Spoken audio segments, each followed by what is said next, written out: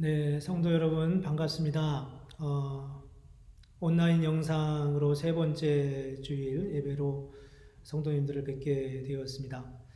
빨리 얼굴 뵙고 싶은데 아직은 그럴 형편이 되지 않아서 우리가 오늘도 그 있는 자리에서 함께 예배 드리겠습니다. 이 시간 우리 같이 경건한 마음으로 주님 앞에 예배 드리겠습니다. 묵도하시겠습니다. 오라 우리가 굽혀 경배하며 우리를 지으신 여호와 앞에 무릎을 꿇자. 대저 저는 우리 하나님이시요 우리는 그의 기르시는 백성이며 그 손의 양이라. 너희가 오늘날 그 음성 듣기를 원하노라. 아멘. 사랑의 하나님, 오늘도 우리 예배 가운데 임재하시며 우리에게 말씀하시는 하나님을 찬양합니다. 온 우주를 창조하시고 당신의 뜻과 섭리를 따라 통치하시는 하나님, 우리가 그 하나님을 믿으며 그 주님 앞에 예배를 드립니다. 오늘 우리는 뜻하지 않은 상황으로 인해 함께 모여서 예배드리지 못하고 개인과 가정에서 세 번째 주일 예배로 주님 앞에 예배를 드립니다. 주님, 전에 경험해보지 못한 상황에서 주님을 예배하며 코로나19 바이러스로 인해 우리는 모일 수 없는 상황이 되었지만 이런 상황에서 우리는 우리의 모임이, 우리의 예배가, 우리의 믿음이 얼마나 소중한지를 다시 깨닫는 기회가 되었습니다. 주님, 이 시간 우리가 개인적으로 가정에서 그 자리마다 그곳에서 예배를 드리지만 하나님, 우리의 예배를 기쁨으로 흠양하여 주시고 이전보다 더 큰 은혜로 예배자들에게 복을 내려주시기를 원합니다. 우리의 예배를 통해 영광을 받으실 하나님께 감사드리오며 예수님의 이름으로 기도합니다. 아멘. 찬송가 10장 함께 찬송하겠습니다.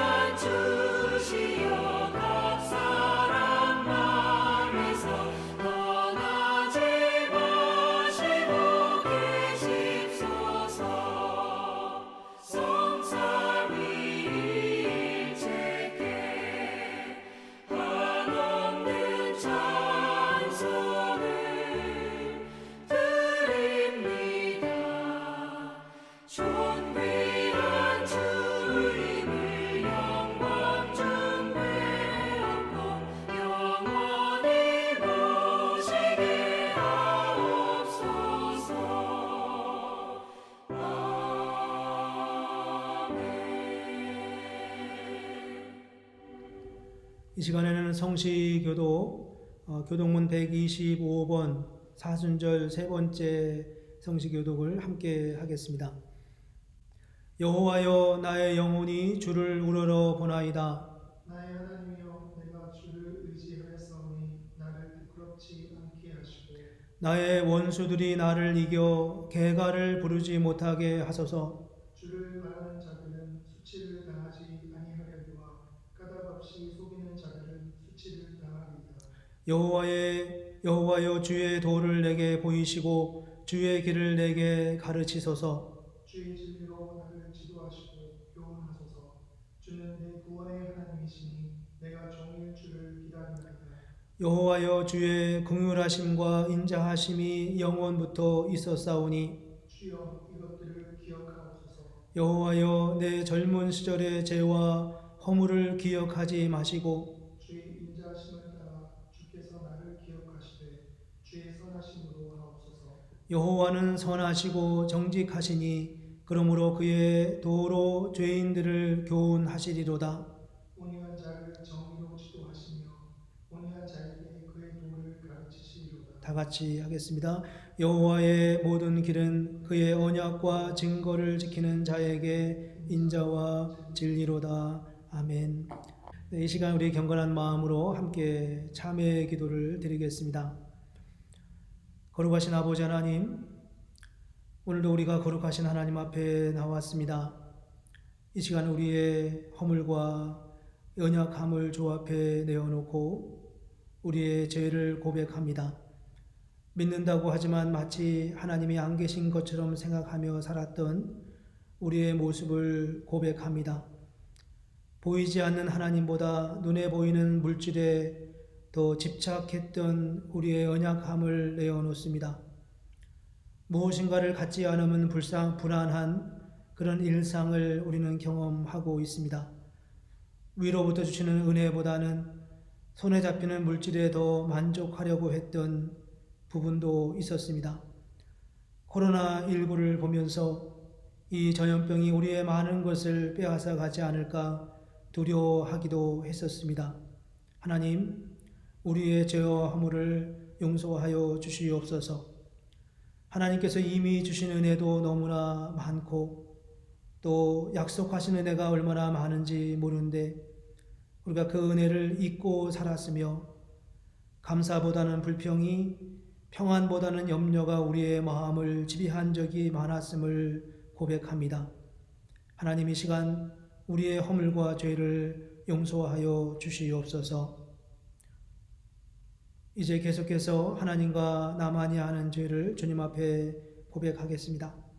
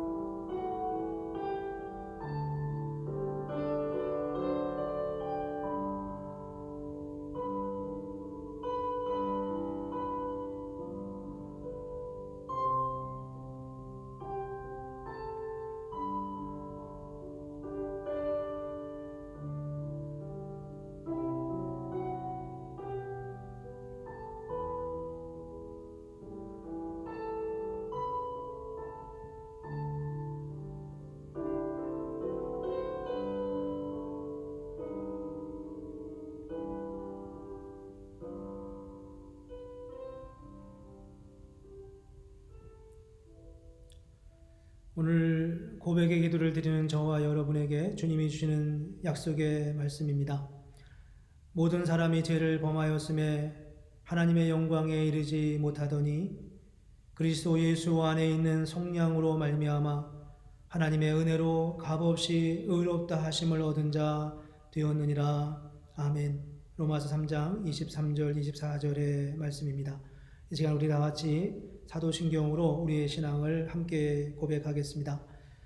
전능하사 천지를 만드신 하나님 아버지를 내가 믿사오며 그 외아들 우리 주 예수 그리스도를 믿사오니 이는 성령으로 잉태하사 동정녀 마리아에게 나시고 본디오 빌라도에게 고난을 받으사 십자가에 못 박혀 죽으시고 장사한 지 사흘 만에 죽은 자 가운데서 다시 살아나시며 하늘에 오르사 전능하신 하나님 우편에 앉아 계시다가 저리로서 산자와 죽은 자를 심판하러 오시리라. 성령을 믿사오며 거룩한 공회와 성도가 서로 교통하는 것과 죄를 사하여 주시는 것과 몸이 다시 사는 것과 영원히 사는 것을 믿사옵나이다. 아멘. 찬송가 268장 함께 찬송하겠습니다.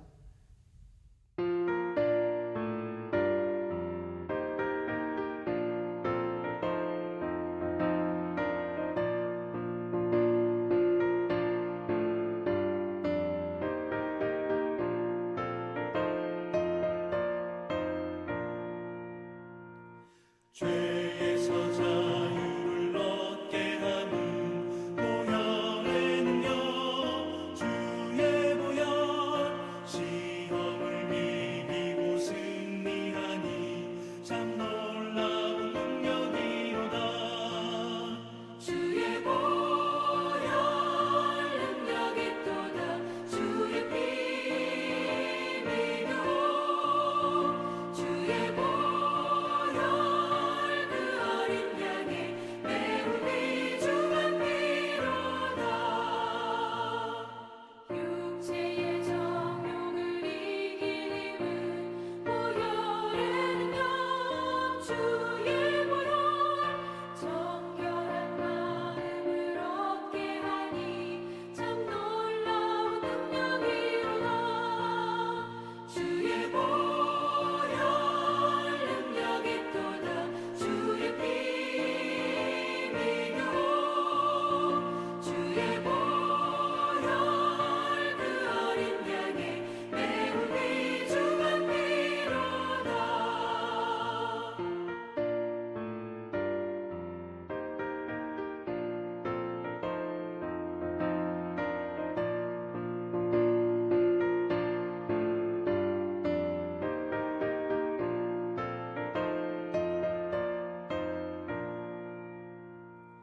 눈보다 더 희게 밝히는 것 보혈의 능력 주의 보혈 부정한 모든 것 밝히시니 참 놀라운 능력이로다. 주의 보혈 능력이 또다. 주의 피 믿어 주의 보혈 그 어린 양의 매우 귀중한 피로다. 구주의 복음을 전할 제목 보혈의 능력 주의 보혈 날마다 나에게 찬송 주니 참 놀라운 능력이로다. 주의 보혈 능력이 또다. 주의 피 믿어 주의 보혈 그 어린 양의 매우 귀중한 피로다.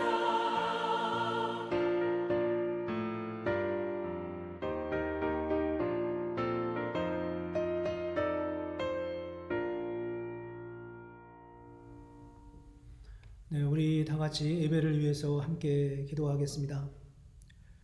거룩하시고 자비로우신 하나님 아버지, 하나님께 영광과 찬송과 존귀를 올려드립니다.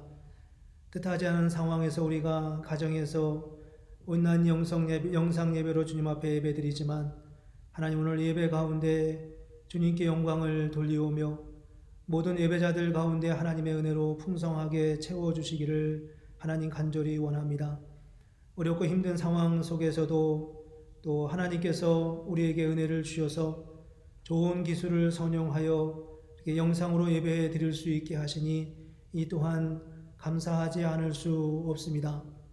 빠른 속도로 발전하는 현대 문명 속에서 이 문명이 악의 도구로 사용되지 않고 주님의 선한 역사를 위하여 선용되게 하시니 하나님 감사합니다. 하나님 이처럼 오늘 우리가 이 땅에 살아가면서 하나님의 나라를 위하여 이 어두운 시대에 주님의 선한 복음의 영향력을 가진 그런 하나님의 사람들 되게 해 주시기를 하나님 원합니다. 하나님 지금 우리는 코로나19로 인하여서 우리의 모든 일상이 바뀐 삶을 살아가고 있습니다. 아버지 하나님 이런 상황 속에서 사랑하는 우리 주의 자녀들에게 은혜를 베풀어 주시고 함께해 주시기를 원합니다. 코로나19로 인하여 두려움 없게 하시며 이 모든 상황에서 주님이 주시는 지혜로 대처할 수 있게 하여 주시옵소서. 다니엘의 세 친구를 풀무불 속에서도 지켜주셨던 것처럼 하나님 사랑하는 성도들이 주님의 보호와 인도하심 속에 안전하게 하시고 건강 허락하여 주시며 어떤 상황에서도 주님의 은혜 가운데 거하는 은총을 허락하여 주옵소서. 오늘 예배 드리면서 참된 기쁨과 은혜가 우리 가운데 있기를 원합니다. 특별히 이 코로나19로 인하여서 미국과 한국, 온 세계 정치 지도자들이 많이 애쓰고 수고하고 있습니다. 하나님 저들에게 지혜를 주시며 이 어려움을 잘 극복할 수 있도록 힘을 더하여 주시옵소서. 코로나19로 인하여 세계 경제가 어려움을 겪고 있습니다. 많은 사람들이 감염과 실직의 고통 가운데 있습니다. 하나님 저들의 아픔을 헤아려 주시고 이 고통을 잘 이길 수 있도록 하나님께서 위로와 능력으로 함께하여 주시옵소서. 하나님 아버지 우리 교회를 붙들어 주시옵소서. 우리 교회 성도들 한 사람 한 사람을 부르시고 붙드시고 함께해 주시며 우리가 얼굴로 몸으로 대할 수 없지만 서로 위하여 기도하며 격려하며 신앙의 격려가 우리 가운데 일어나도록 하나님 붙들어 주시기를 원합니다. 그래서 속한 날 우리가 함께 만나 예배할 수 있는 그날이 오게 하여 주시고 예배의 소중함과 교제의 소중함을 깨닫고 우리가 더욱 사랑하기를 힘쓰며 서로를 돌아보는 귀한 믿음의 역사가 우리 가운데 충만하게 일어나게 하여 주옵소서. 오늘 이 예배 가운데 친히 임재하여 주시기를 원합니다. 예배자들의 마음이 흐트러지지 않게 해 주시기를 원합니다. 우리가 전심을 다하여 예배하는 귀한 시간 되게 해 주시기를 원하오며 예수님의 이름으로 기도합니다. 아멘. 오늘 우리에게 주시는 하나님의 말씀 함께 보겠습니다. 오늘 주시는 말씀은 로마서 8장 17절부터 25절까지입니다. 로마서 8장 17절부터 25절까지 제가 봉독해 드리겠습니다. 자녀이면 또한 상속자 곧 하나님의 상속자요 그리스도와 함께한 상속자니 우리가 그와 함께 영광을 받기 위하여 고난도 함께 받아야 할 것이니라. 생각하건대 현재의 고난은 장차 우리에게 나타날 영광과 비교할 수 없도다.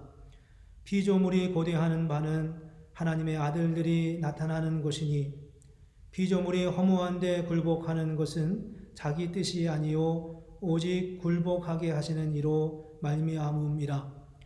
그 바라는 것은 피조물도 썩어짐의 종로로 탄 데서 해방되어 하나님의 자녀들의 영광에 자유에 이르는 것이니라. 피조물이 다 이제까지 함께 탄식하며 함께 고통을 겪고 있는 것을 우리가 아느니라.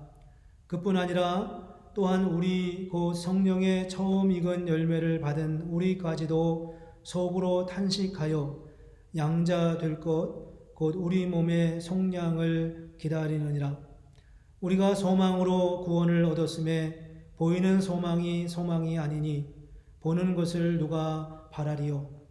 만일 우리가 보지 못하는 것을 바라면 참음으로 기다릴지니라. 아멘.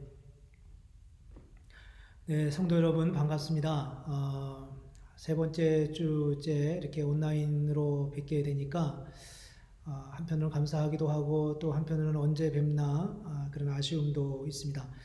우리 저하고 한번 같이 인사하면 좋겠습니다. 샬롬하고 샬롬 반갑습니다. 사랑합니다. 네, 오늘 말씀 함께 나누려고 합니다. 오늘 말씀은 우리가 이전까지 이제 우리가 들어서 알지만 로마서 8장에 있는 말씀을 계속해서 나누고 있습니다.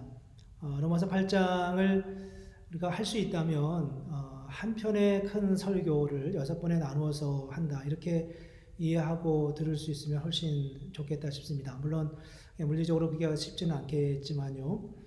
우리가 이제 로마서 8장을 보면서 하나님의 창조에 대해서 생각했고 또 하나님의 구원에 대해서 생각했습니다. 하나님 우리를 얼마나 많이 사랑하시는지 또 하나님 우리에게 얼마나 은혜를 베풀어 주시는지요. 하나님이 우리를 당신의 형상으로 만들었다 그렇게 말씀하시잖아요. 우리가 아이를 낳으면 나를 닮은 아이라는 사실 때문에 우리는 그 아이에 그냥 빠져들고 맙니다. 이게 참 신비로운 것 같아요. 저는 이제 하나님이 우리를 사랑하시는 것도 그런 마음으로 사랑하셨다고 생각합니다. 하나님 우리를 얼마나 이뻐하셨을까요? 또 얼마나 이뻐하셨으면 또 우리를 위해서 당신의 아들 예수 그리스도를 이 땅에 보내셔서 십자가에 죽게 하시면서까지 우리를 사랑하셨을까요? 이 사랑을 우리가 지적으로도 알아야 되고 또 감성적으로도 우리가 이해해야 되고 또 의지적으로도 우리가 이 믿음을 지켜가야 됩니다. 하나님을 우리가 그렇게 이해하지 않으면 우리가 하나님을 바르게 알기가 어렵습니다. 오늘 우리가 로마서 8장을 이해하면서 말씀을 나누면서 꼭 기억해야 될 것은 우리가 은혜로 인하여 구원을 받았다는 겁니다. 거저 받았다는 거죠. 우리가 무엇을 해서 받은 게 아니라 하나님이 우리를 그렇게 사랑했기 때문에 우리를 구원하셨다는 겁니다. 그래서 이제 우리가 그러면 하나님 앞에 해야 될 게 뭐냐라고 말했을 때 우리는 하나님의 그 사랑을 믿고 받아들이는 겁니다. 이걸 우리가 믿음이라고 하죠. 믿음이라고 하는 것은 어떤 행위가 아니잖아요. 우리가 무엇을 해서 얻는 게 아니라 그분이 우리를 사랑했기 때문에 그런 겁니다. 먼저 사랑하셨고 먼저 우리에게 다가오셨습니다. 하나님의 사랑을 믿고 그 사랑을 기대하는 것과 하나님의 약속을 믿지 않고 하나님의 약속을 믿지 않는 것, 기대하지 않는 것은 삶의 방식에 있어서 아주 뚜렷한 차이를 가져옵니다. 믿음이라는 게 뭐냐? 우리가 흔히 이야기할 때 그냥 믿기만 하면 되냐? 이렇게 질문하는데 사실 믿을 때 우리는 그 믿음으로 인하여 전적으로 완전한 전혀 다른 삶의 방식을 찾아가게 됩니다. 그래서 오늘 이제 본문에 이런 말씀, 이 앞에 있는 본문에 그런 말씀을 하십니다. 육신을 따르는 자는 육신의 일을 생각하고 육신의 생각은 사망이다. 이렇게 말씀합니다. 그에 비해서 영을 따르는 자는 영의 생각을 하고 영의 생각은 생명과 평안이다. 이렇게 말씀합니다. 이 둘 차이, 육신을 따르는 자는 믿지 않는 것을 의미하고요. 영을 따르는 것, 영의 생각을 하는 것은 믿는 것을 의미한다라고 말씀을 드렸습니다. 우리가 이렇게 예수를 믿을 때 우리는 하나님의 자녀가 되고 하나님을 아빠라고 부른다고 했죠. 지난번에 그렇게 기도하라고 말씀을 드렸는데 그렇게 기도해 보셨는지 모르겠습니다. 하나님을 아빠 이렇게 부를 때 그 안에서 일어나는 일들이 어떤 일들이 있을까? 이게 정말 놀라운 은혜라는 거예요. 그 다음에 상속자가 되는 거죠. 상속자라고 하는 말의 의미는 하나님의 통치권을 우리가 이어받는 것을 의미합니다. 하나님이 왕이시고 하나님이 우주를 통치하시는 분이십니다. 하나님은 이 자연 환경과 모든 우리의 주변의 모든 상황들을 통치하시는 분이십니다. 하나님이 우리에게 그런 은혜를 주셨다는 거예요. 이 사실을 그대로 믿는다면 우리 안에 얼마나 놀라운 영광과 은혜 또 감격이 있겠습니까? 여기에 성도가 누릴 영광이 얼마나 큰지를 보여주고 있어요. 바울은 지금 이제 이 고백까지 하면서 너무 마음에 벅차오르는 어떤 감격을 오늘 본문에서 표현하고 있습니다. 그리고 그 벅차오르는 감동 속에서 그가 어떤 고백을 오늘 17절에서 하고 있냐 하면 이렇게 말씀해요. 자녀이면 또한 상속자 곧 하나님의 상속자요 그리스도와 함께한 상속자이니 우리가 그리스도와 함께한 상속자 예수님과 같은 권위, 같은 능력, 같은 통치권을 가진 그런 상속자니 우리가 그와 함께 영광을 받기 위하여 고난도 함께 받아야 할 것이니라 라고 말씀하고 있습니다. 이제 바울은 오늘 이 본문에서 하나님 앞에서 우리가 누리는 그 영광에서 고난이라고 하는 주제가 넘겨갑니다. 근데 고난이라는 것은 우리에게 좀 부담스러운 주제잖아요. 근데 오늘 본문 속에서 보면 바울은 이 고난에 대한 말씀을 하면서 전혀 부담을 느끼지 않아요. 전혀 이게 무거운 주제라고 생각하지 않는다는 겁니다. 바울은 이 고난이라는 주제를 굉장히 밝게 지금 말씀하고 있어요. 사실 고난이라고 하는 것, 어려움이라고 하는 것, 인간에게는 왜 고통이 따르나, 이런 문제는 역사 속에서 철학자들이 얼마나 많이 고민했던 문제였어요. 욥기서를 보면 대표적으로 고난에 대한 문제가 나오지 않습니까? 그럼에도 불구하고 욥기서에서 왜 인간이 고난을 받아야 되나, 뭐 이런 질문에 대한 답은 없어요. 그러나 고난 앞에서 우리가 어떻게 반응해야 되는가, 이런 말씀을 이제 욥기서에서 우리가 많이 알게 되는데, 오늘 읽은 우리가 18절 말씀에 보면 바울이 이렇게 말씀하는 것을 볼 수 있습니다. 생각건대 현재의 고난은 장차 우리에게 나타날 영광과 좋게 비교할 수 없다 말했습니다. 좋게 비교할 수 없다. 무엇과 무엇을요? 현재 우리가 당하는 고난은 장차 우리가 누리게 될, 장차 우리에게 나타날 영광과 좋게 비교할 수 없다. 이렇게 말씀합니다. 여러분, 이 말씀에 동의하십니까? 고개가 끄덕끄덕거려지시나요? 여러분, 정말 장래에 누릴 영광이 너무도 크기 때문에 현재 당하는 이 고난의 문제는 아무것도 아니다. 이게 지금 바울이 성경을 통해서 우리에게 말씀하는 말씀의 메시지입니다. 자, 여기서 우리는 바울의 마음을 볼 수가 있어요. 그의 마음에 하나님에 대한 비전이 얼마나 크고 확실했기에 이렇게 말할 수 있었겠는가 하는 것입니다.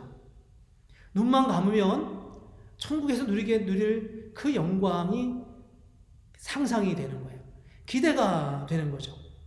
고개를 숙이고 기도하면 하나님께서 나를 위해 주시는 은혜가 얼마나 놀라운지를 생각하면서 가슴이 벅차오르는 거죠. 그게 지금 바울의 마음입니다.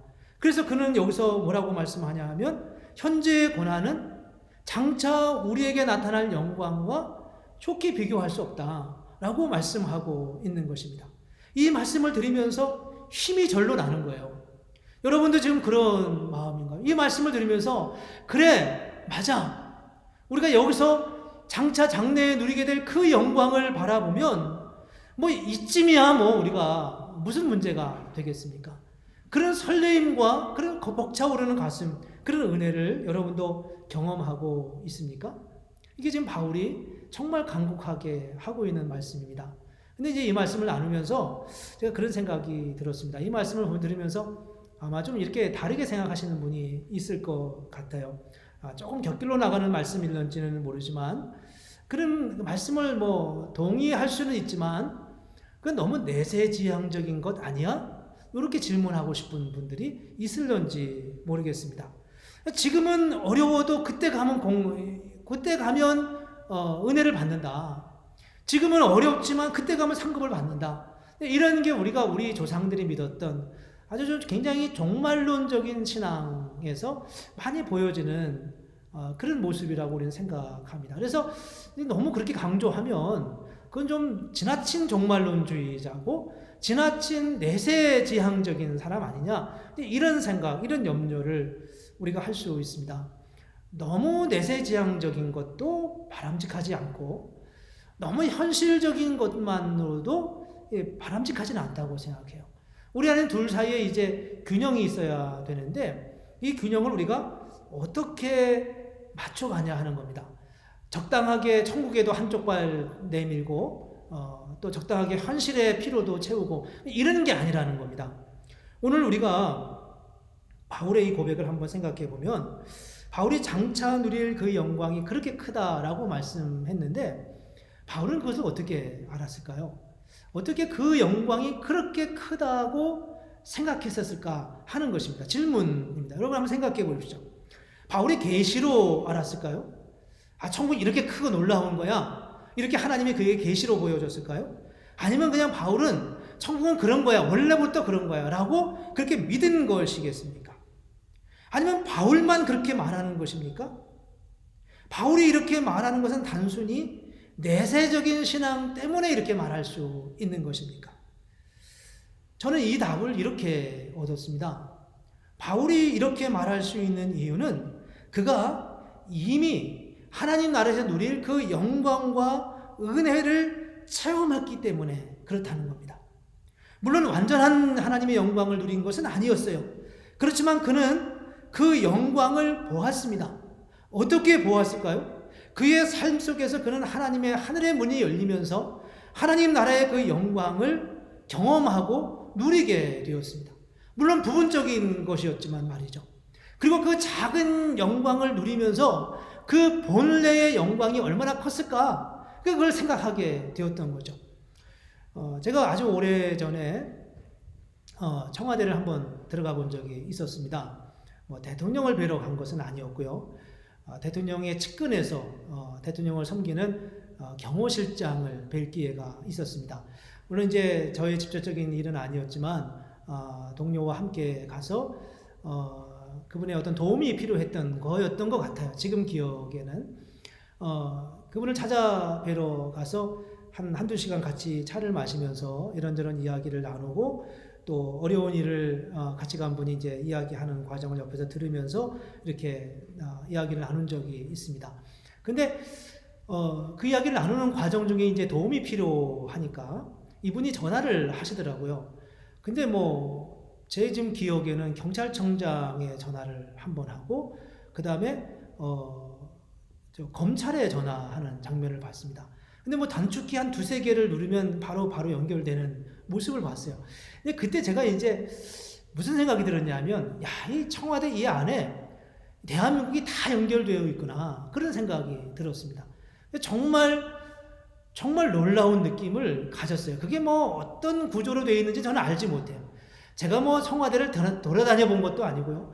그 구조가 어떻게 되는지도 알지 못하고요. 그렇지만 그 짧은 그분과의 대화 속에서 이게 얼마나 막강한 힘이 여기서부터 나오는가 이런 생각을 하게 됐습니다. 짧은 경험이었지만 지금 제가 신학생이 아니고 다른 길이라면 이렇게 정말 이런 데 와서 일하는 것도 괜찮겠다 이런 생각이 들 만큼 그랬습니다. 우리는 작은 경험이지만 그게 청와대의 본래 모습의 1000분의 1이겠어요? 100만분의 1이겠어요? 아주 작은 일면일 수밖에 없을 거예요. 그런데 그 작은 일면을 보면서 상상하지 못했던 이게 권력이구나, 이게 파워구나 이런 걸 느꼈다는 겁니다. 이게 좀 부정적인 예일런지도 모르겠습니다. 그런데 전 바울이 하나님을 그렇게 경험했다고 생각하는 거예요. 하나님이 어떻게 바울이 그때 누릴 그 영광이 이 땅에서 누리는, 이 땅에서 겪는 고난과는 비교할 수 없다고 그렇게 담대하게 말할 수 있었을까? 그는 천국을 보았기 때문입니다. 천국의 본래 모습을 다 본 건 아니지만 그는 그가 본 것만으로도 충분히 그 영광, 거기서 누릴 그 영광은 우리가 이 땅에서 그 어떤 고난과는 비교할 수 없는 그런 하나님의 역사라고 생각했다는 것이죠. 근데 우리가 어떻게 하나님의 은혜를 누릴 수 있겠습니까? 어떻게 천국을 바라보며 살아갈 수 있겠습니까? 그것은 바로 우리가 이 땅에서 하나님 나라를 바라보는 거예요. 하나님 나라를 경험하는 것입니다. 어렵고 힘든 일이 있을 때 하나님이 우리에게 조용히 다가오셔서 우리의 마음을 어루만져 주시는 거죠. 그리고 우리가 알지 못했던 새로운 방법으로 일을 해결할 수 있는 방법을 가르쳐 주시는 거예요. 전혀 여기는 길이 없다고 생각했는데 어느 순간 하나님이 뜨게 해주시는 눈을 뜨게 해주시면서 우리로 하여금 그 길을 보게 해주시는 거죠. 모든 것이 다 맡겼다고 알았는데 하나님 앞에 예배하면서 찬양하면서 마음의 감동이 솟아오면서 더 이상 문제가 되지 않는 것을 깨닫게 되는 겁니다. 더 이상 그 사람과는 같이 어울릴 수 없다고 생각했는데 말씀을 들으면서 그게 아무런 문제가 되지 않고 이렇게 하면 되는구나 이렇게 느끼게 하시는, 이 천국에서만 누리게 하시는 그런 삶의 방법과 하나님의 은혜를 경험하게 하시는 거죠. 그래서 이 로마서 8장 18절에 보면은 이렇게 말씀하는 걸 다시 우리가 보죠. 생각컨대 현재의 고난은 장차 우리에게 나타날 영광과 좋게 비교할 수 없다. 어떻게 하니까요? 생각해 보니까, 하나님의 은혜를 생각해 보니까 하나님이 주시는 그 은혜는 이 땅에서 우리가 겪는 고난과는 비교할 수 없다. 그 나라가 너무 놀랍다라고 말씀하는 게 오늘 본문에서 바울을 통해서 주시는 하나님의 첫 번째 메시지입니다. 그렇다면 두 번째는 무엇입니까? 두 번째는 이런 것입니다.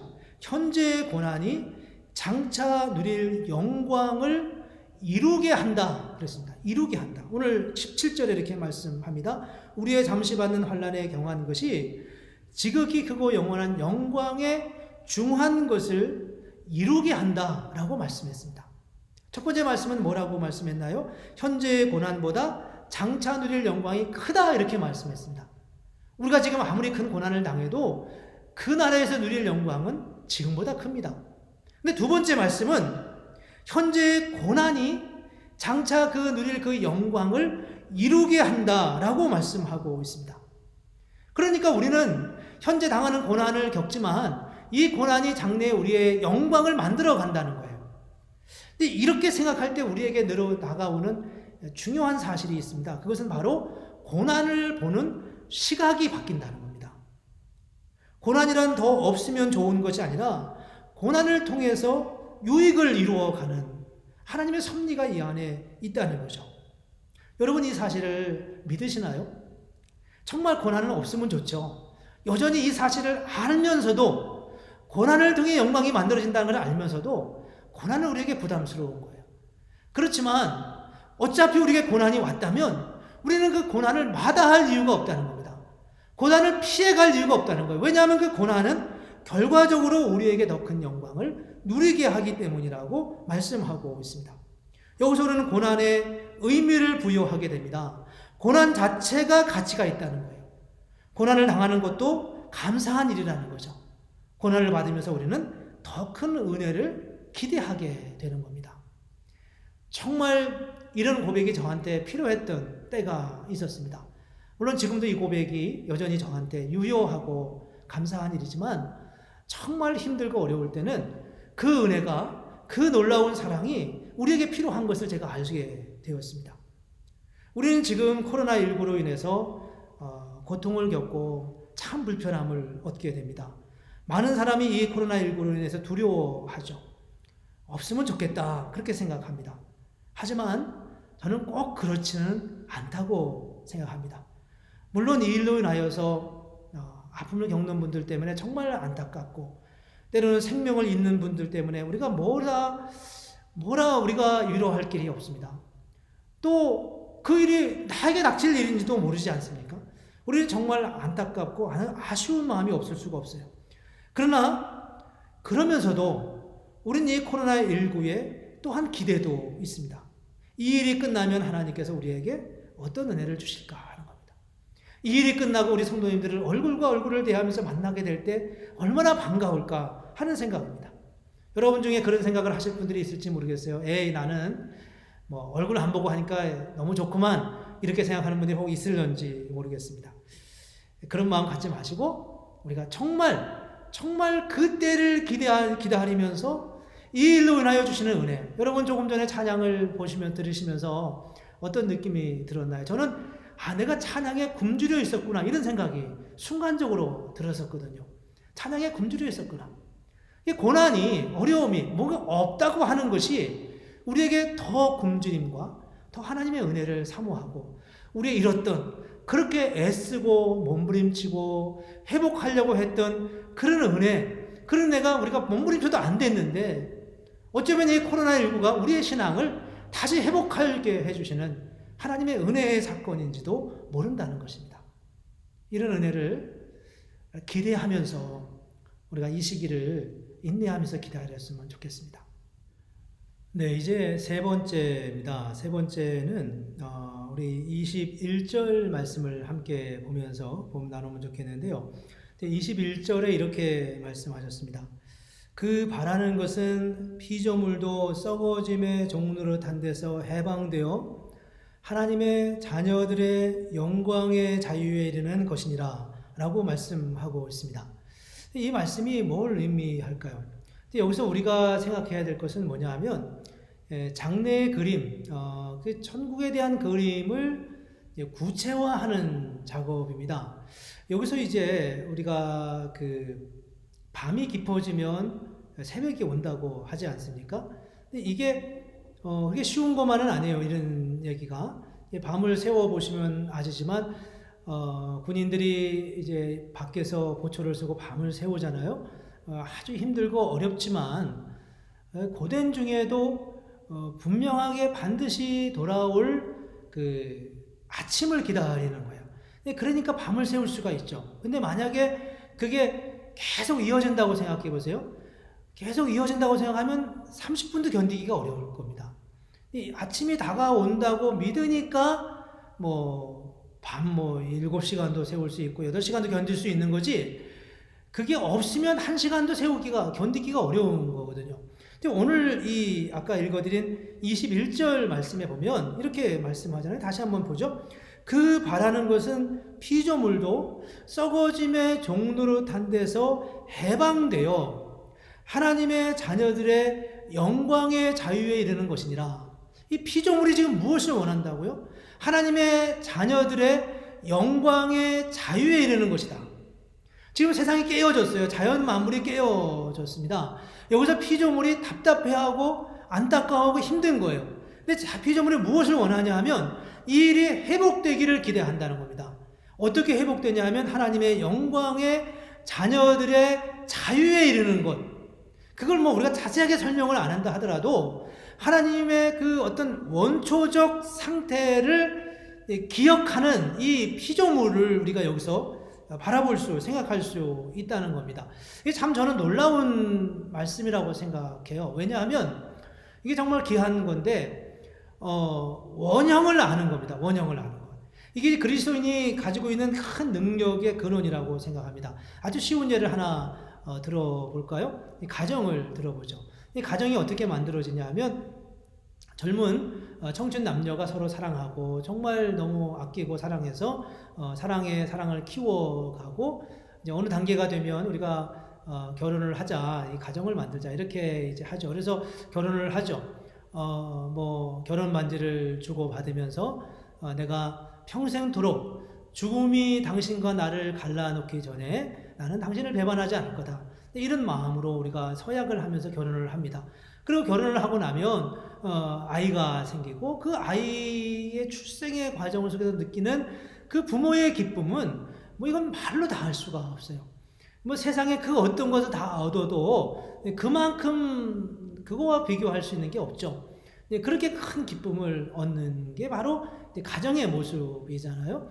근데 그런 가정을 이루고 살아가는데 그렇게 1년, 2년 살아가다 보면은 권태기를 만나는 경우도 있고 또 교회 가정에 어떤 어려움이 있게 되면 이 부부간에 다툼이 생기고 갈등이 생기고 간격이 멀어지고 매일 일상의 삶이 힘들고 어려워지게 되죠.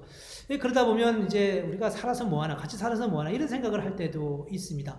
근데 그런 게 이제 굉장히 힘들고 어려운 일이지 않겠습니까? 그래서 이제 사람들이 흔히 하는 말이 있습니다. 그런 어려움을 겪으면서 결혼은 무덤이야 이런 이야기를 하잖아요. 여러분들도 아마 그런 얘기를 한두 번 이상 하셨거나 혹은 들어본 적이 있을 것입니다. 저도 결혼할 때 그런 이야기를 들은 것 같아요. 결혼은 무덤이야 이렇게 말하는 거죠. 이게 왜 생겼나요? 이런 말들이 생긴 이유는 결혼에 대한 부정적 경험 때문에 그런 거거든요. 그런데 사실 결혼은 정말 아름다운 거지 않습니까?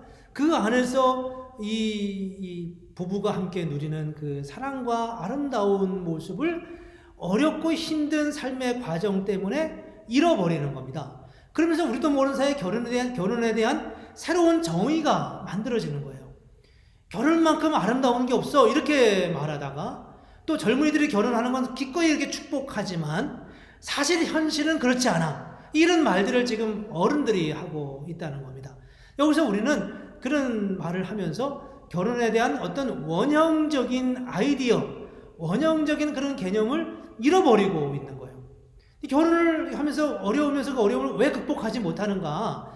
여러 가지가 있고 정말 결혼이 어려울 수도 있긴 하지만 모든 걸 일반화시켜서 말할 수는 없지만 결혼해서 우리가 결혼의 긍정적인 삶을 살아낼 수 없는 이유는 결혼이 가지고 있는 원래 우리가 젊었을 때 결혼할 때 가지고 있었던 그 원래의 아이디어, 원래의 개념, 원래의 그 결혼의 본질을 스스로 포기하기 때문에 그렇다는 겁니다.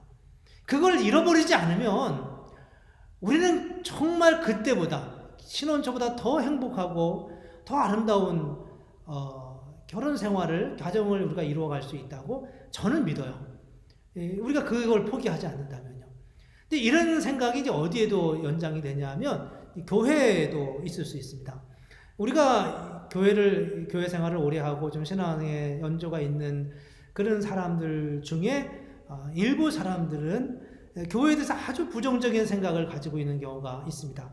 뭐 교회도 똑같아, 교회라고 별 수 있나, 뭐 교회라고 다르겠어, 뭐 이런 말들을 교회 생활을 오래 한 사람들이 중에 이제 몇몇 사람들이 그런 말들을 아주 쉽게 하는 경우를 들을 수 있습니다.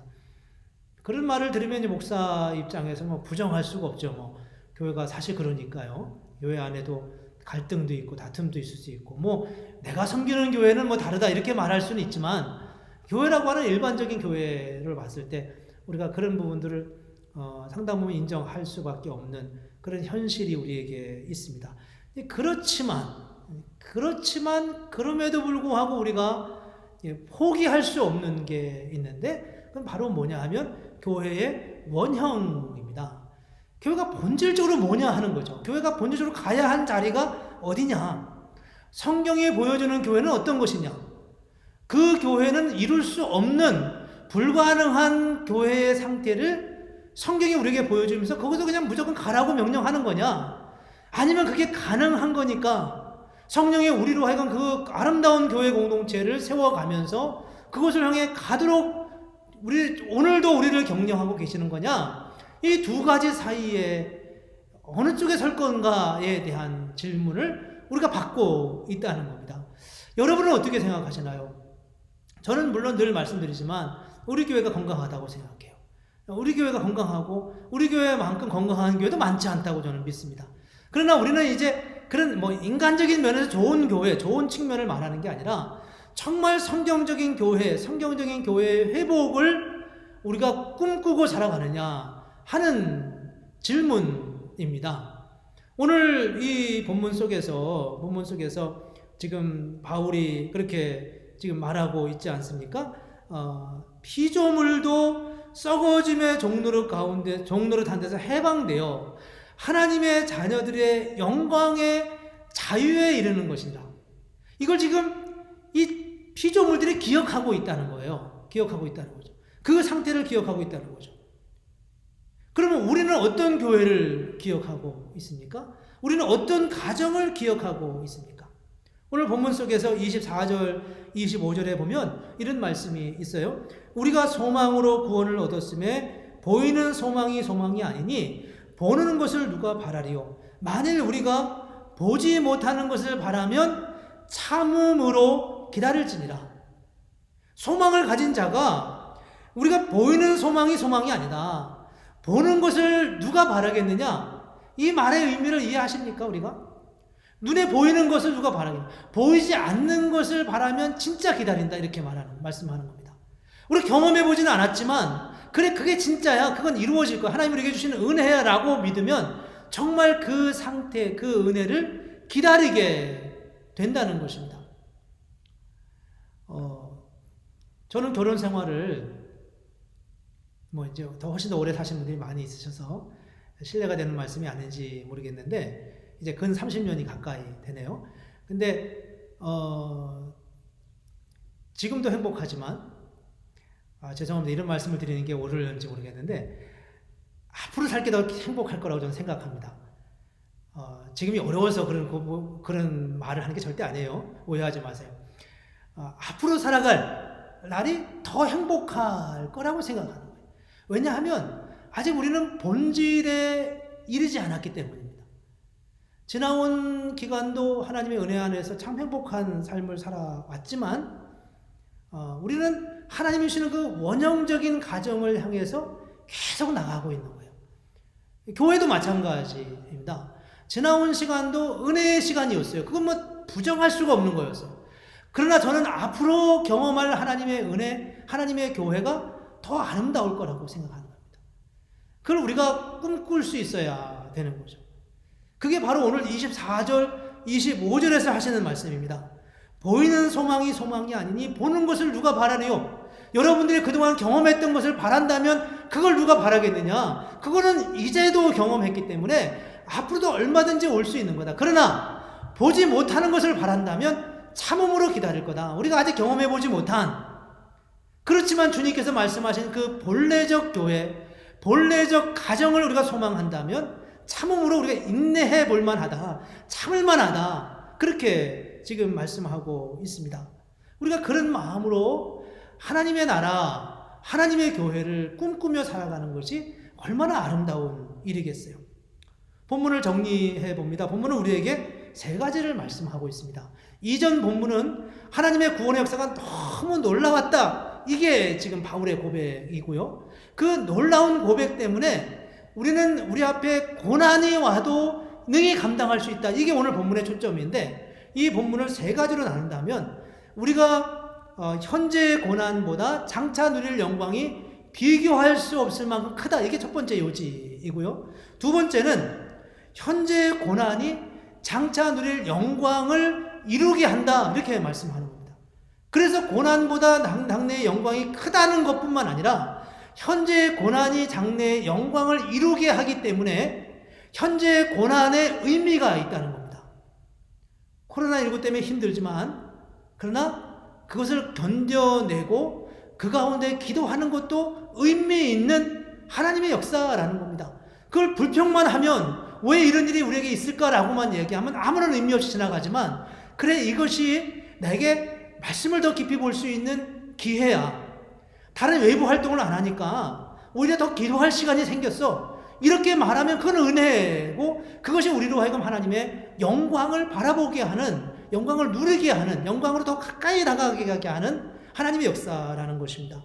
세 번째는 우리가 이때 평소에는 잘 모르는데 하나님의 창조의 원형, 영광의 원형이 무엇인지를 더 근본적으로 알게 된다는 겁니다. 피조물이 하나님의 아들들의 영광의 자유에 이르기를 소망하는 것처럼 우리가 하나님의 나라, 하나님의 그 역사를 바라보면서 하나님의 영광을 바라보는 것처럼 말이죠. 오늘 본문 23절에 보면 이런 말씀이 있지 않습니까? 그뿐 아니라 또한 우리 곧 성령의 처음 익은 열매를 받은 우리까지도 속으로 탄식하여 양자 될 것, 곧 몸의 속량을 기다린다 라고 말씀하고 있습니다. 몸의 속량을 기다린다. 완전한 구원의 자리에 이르기까지 그 영광을 기다리면서 나아간다고 말씀하고 있습니다. 그 영광의 실체를 더 분명하게 보고 가는 거죠. 오늘 이 말씀을 보면서 나누면서 저와 여러분 가운데 이런 은혜가 있었으면 좋겠습니다. 현재의 고난보다 장차 영광이 더 크다. 그 다음에 현재의 고난은 장차 영광을 이루게 한다. 세 번째, 그러게 그 영광의 실체가 어떤 것인지를 구체적으로 보면서 우리가 현재 겪고 있는 고난과 어려움을 능히 이기고 하나님 나라에서 누릴 그 영광을 오늘의 삶 속에서 회복하고 누리면서 하나님을 찬양하는, 하나님을 노래하는, 기뻐하는 그런 은혜의 삶이 저와 여러분에게 이루어지기를 주님의 이름으로 축복합니다. 같이 기도하겠습니다. 거룩하신 하나님, 하나님의 은혜를 감사합니다. 오늘 주님의 말씀을 보면서 하나님, 우리에게 주님 주신 그 영광, 그 은혜가 참으로 크지만 그럼에도 불구하고 이 땅에서 우리가 고난을 겪고 있지만 그 고난이 가져오는 의미가 얼마나 깊고 넓은지를 오늘 말씀을 통하여 알았습니다. 하나님 아버지, 이제 우리가 우리 앞에 고난이 와도 두려워하지 않게 하시고 불평하지 않게 하시고 이 고난을 통해 주시는 주님의 은혜가 얼마나 놀랍고 큰지를 다시 깨닫고 또 다시 주님 앞에 무릎을 꿇고 주님 앞에 더 가까이 나아가는 그런 주님의 백성들이 되게 하여 주시옵소서. 주님, 이 말씀 붙들고 또 한 주간 승리하는 그런 복된 한 주 되기를 원하오며 예수님의 이름으로 기도합니다. 아멘.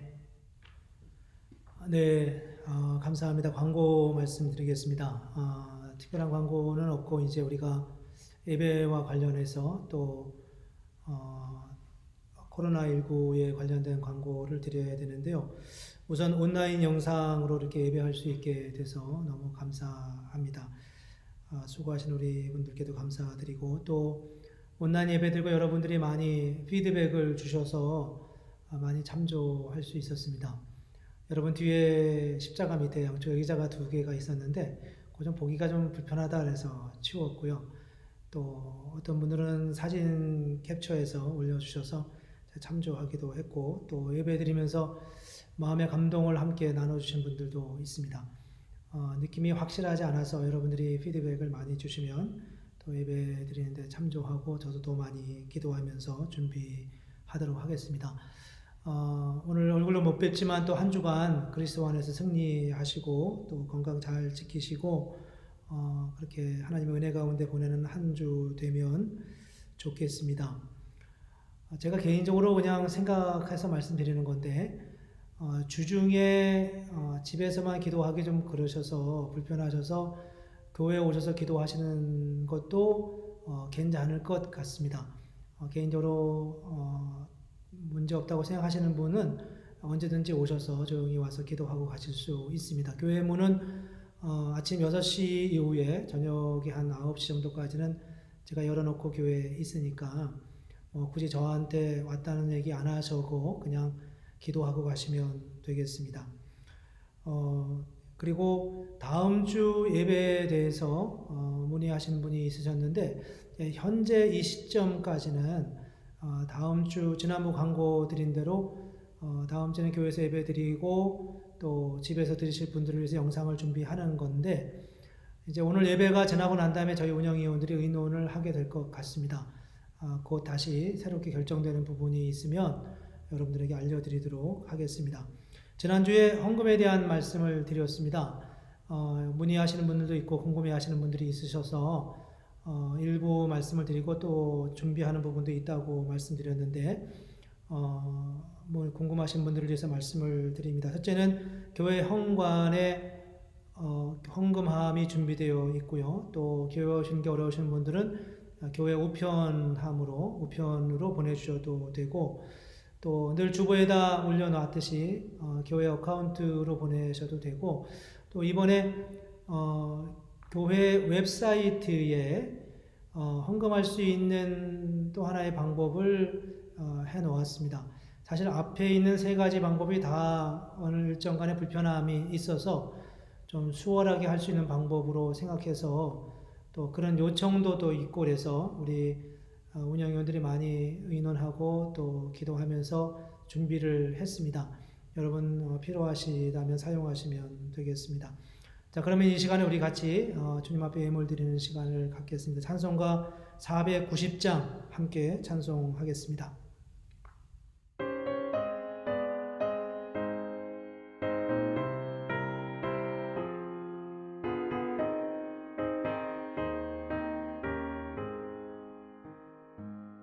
주여 지난 밤 내 꿈에 배었으니 그 꿈 이루어 주옵소서. 밤과 아침에 계시로 보여주사 항상 은혜를 주옵소서. 나의 놀라운 꿈 정녕 나 믿기는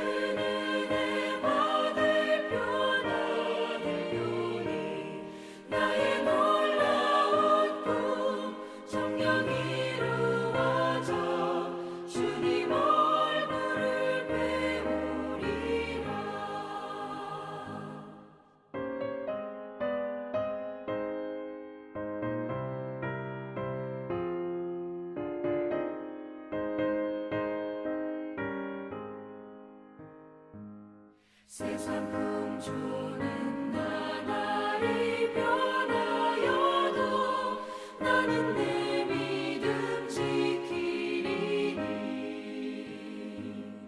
인생 살다가 죽음이 꿈 같으나 오직 내 꿈은 참되리라.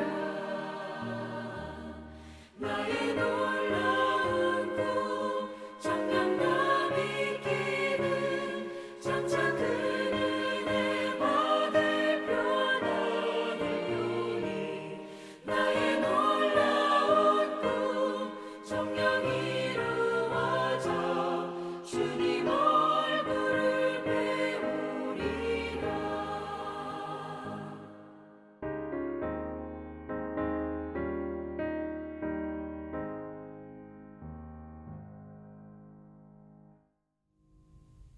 네, 같이 기도하겠습니다.